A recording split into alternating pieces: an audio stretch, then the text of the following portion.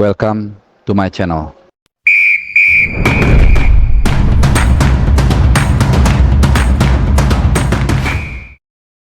Ya, halo, selamat hari Senin, teman-teman semua. Ini gua rekam sudah memasuki hari Senin. Hanya mungkin sekitar 15 menit setelah pertandingan antara Liverpool dan Chelsea berakhir. Dan ya, selamat untuk fans Liverpool, fans The Reds yang akhirnya sukses mendapatkan gelar pertama musim ini, dan juga Klopp dipastikan farewell-nya minimal ada satu gelar.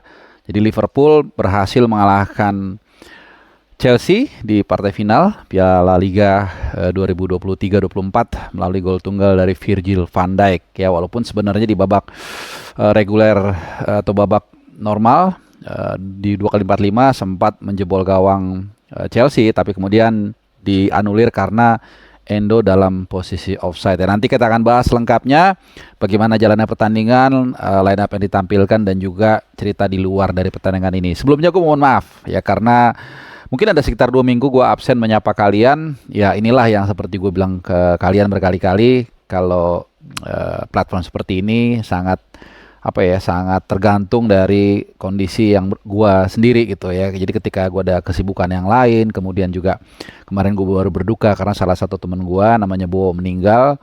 Jadi gue juga ya menjenguk lah atau melayat ya, dan juga ada set baru, jadi agak sedikit vakum selama 2 minggu. Jadi gue mohon maaf, dan semoga ini video ini bisa mengawali kembali rutinitas yang akan selalu menyapa kalian yang sudah menjadi subscriber. Oke, langsung aja. Jadi pertama, Liverpool, selamat. Ini adalah gelar ke-10 Liverpool sepanjang sejarah di Piala Liga, dan untuk Klopp sendiri ini luar biasa. Ini gelar ke-9 atau ke-8 ya, ke-9, gelar ke-9 Klopp. Ini gue rinci satu-satu ya. Dia mulai dari Premier League 2019-2020, kemudian FA Cup 2021-2022, Piala Liga ada 2 kali ya, jadi 21-22, dan kali ini kemudian Community Shield, Liga Champions 2019 ya, atau 2018-19, kemudian ada lagi Piala Super Eropa, lalu Piala Dunia antar klub. Jadi totalnya ada 9, dan musim ini mereka masih on the way quadruple, masih ada di Piala Europa League, masih akan menghadapi Sparta Praha nanti tanggal 8 Maret ya, atau tanggal 7 Maret waktu sini. Kemudian juga Liverpool di Premier League mereka masih ada di posisi papan atas, di posisi puncak lebih tepatnya, dengan poin 60, tapi bedanya 1-1 dengan City dan Arsenal. Dan ya, masih ada di FA Cup juga, mereka masih akan bertanding menghadapi Southampton nanti tanggal 29 atau setelah pertandingan ini. Jadi luar biasa, selamat buat Liverpool yang memang sebenarnya dibilang Liverpool juga main cukup baik ya kemarin.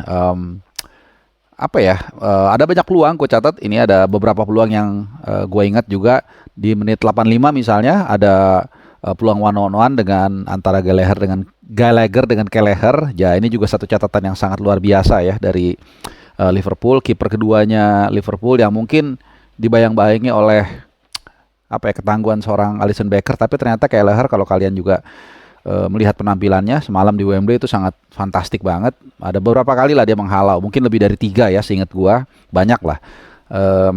Ya, jadi orang ataupun Kelleher bisa membuktikan bahwa dia menjadi pelapis yang sangat sepadan ya untuk Alisson Becker, dan ini sekaligus mengamini apa yang selalu gue bilang, di era sekarang ini kiper antara utama dan yang cadangan itu bedanya, gapnya nggak bisa terlalu jauh ya, karena dengan musim yang semakin padat, dengan injury time yang semakin banyak, sehingga tidak menutup kemungkinan kiper itu cedera, atau mungkin kalau kelelahan sih enggak ya, lebih kepada cedera atau bahkan mungkin kena akumulasi kartu. Nah, kemudian juga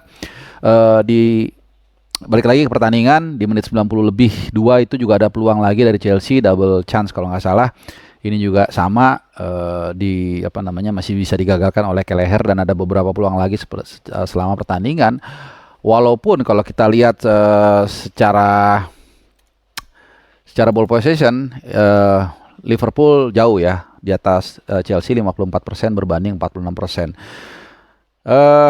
Menurut gua dari segi aliran bola pertandingan ini nggak terlalu atraktif, tapi dari segi apa namanya pemanfaatan atau penciptaan peluang sangat banyak ya. Jadi dua-duanya sama-sama punya peluang banyak yang cukup bagus lah. Liverpool juga.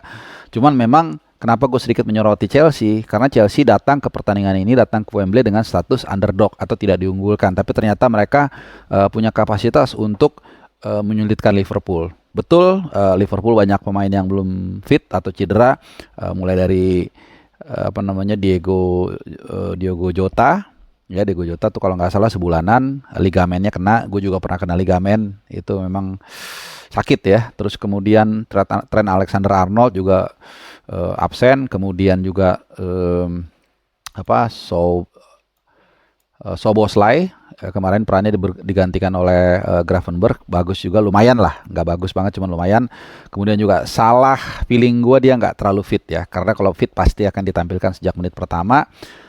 Tapi kemudian kita lihat dengan pemain-pemain yang quote by quote lapis 2 ya, ada Harvey Elliott, kemudian Bradley di bek kanan.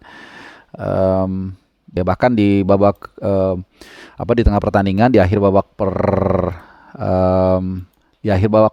kedua lah ya, atau di babak kedua lebih tepatnya itu Jurgen Klopp melakukan rotasi, mulai memasukkan Clark di menit 72, kemudian juga Dance ini kalau nggak salah Dance ini debut ya di menit 87, dan kemudian McConnell ya, gue juga nggak terlalu tahu detail, tapi intinya adalah pemain-pemain yang benar-benar dari sangat pemain muda lah, pemain reserve, tapi ternyata bisa berkontribusi juga. Dan ini adalah bagian dari legacy nanti Jurgen Klopp ketika dia hengkang akhir musim ini, bukan hanya membawa 9 gelar tadi yang sudah dicatatkan oleh Jurgen Klopp, tapi juga warisan pemain-pemain yang sudah matang, bahkan yang sudah dipersiapkan untuk sebagai suksesornya pemain-pemain muda tadi. Nah, untuk Chelsea menurut gua dengan bulian fans bola atau netizen kepada Chelsea sepanjang musim ini, dengan begitu banyaknya pemain baru yang harus dipadukan dalam waktu yang cukup singkat bersama Pochettino, menurut gue penampilan semalam itu cukup bagus ya.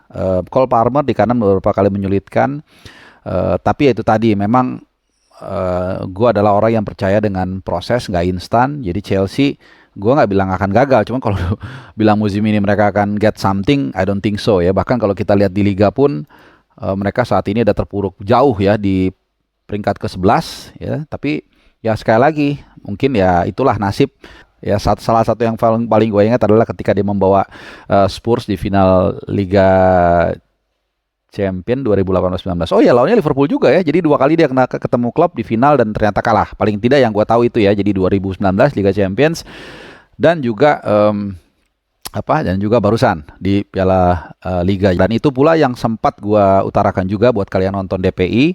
Di situ gue memprediksi persis skornya adalah 1-0. Sebenarnya skor ini sih bisa sangat variatif ya, tapi gue yakin Liverpool yang akan menang. Karena itu tadi yang gue bilang, orang mengatakan Liverpool banyak cedera, banyak ini segala macam, tapi ini adalah tim yang sudah jadi, yang punya mekanisme sangat baik, sudah lama dibangun oleh Jurgen Klopp. Jadi ketika ada 1, 2, 3 pemain cedera, mereka masih punya gaya bermain gaya bermain yang sama. Jadi ini tidak mudah untuk dikalahkan. Chelsea kalau secara individu, secara apalagi harga ya kita lihat jelas jauh berbeda. Tapi ini memang pernyataan klasik ya, tapi kalau kita memahami ini sangat penting, filosofis banget. Jadi permainan dalam suatu entitas olahraga terutama, semakin banyak orangnya, semakin itu adalah sebuah tim, itu maka yang dibutuhkan bukan hanya individu, tapi justru yang menonjol adalah kolektivitas, dan itulah yang dimiliki oleh Liverpool, tapi tidak dimiliki oleh Chelsea saat ini. Kita nggak tahu musim depan ya, Chelsea mungkin bisa sabar bermain dengan dengan pemain-pemain mereka yang berkualitas, tapi tentu butuh waktu ya. Oke, jadi kira-kira itu pemaparan gua. Kalau line up pemain sih gua rasa gua nggak usah ulas lagi ya. Kebetulan juga kemarin juga di DPI sama, ketika memprediksi line up ini gua rasa hampir 100% benar ya. Karena memang ini juga satu menunjukkan bahwa tim ini memang sudah memiliki susunan pemain yang firm, terlepas dari kualitas ataupun sistem permainan lebih baik Liverpool ketimbang Chelsea. Sekali lagi selamat buat Liverpool, dan gua mohon maaf sekali lagi buat kalian yang sudah lama nunggu video gua. Gue berjanji saat ini gue akan mulai reguler lagi ya. Paling enggak 1-2 hari gue akan mengeluarkan video ngupdate pertandingan baik internasional dan lokal. Terima kasih, salam sehat.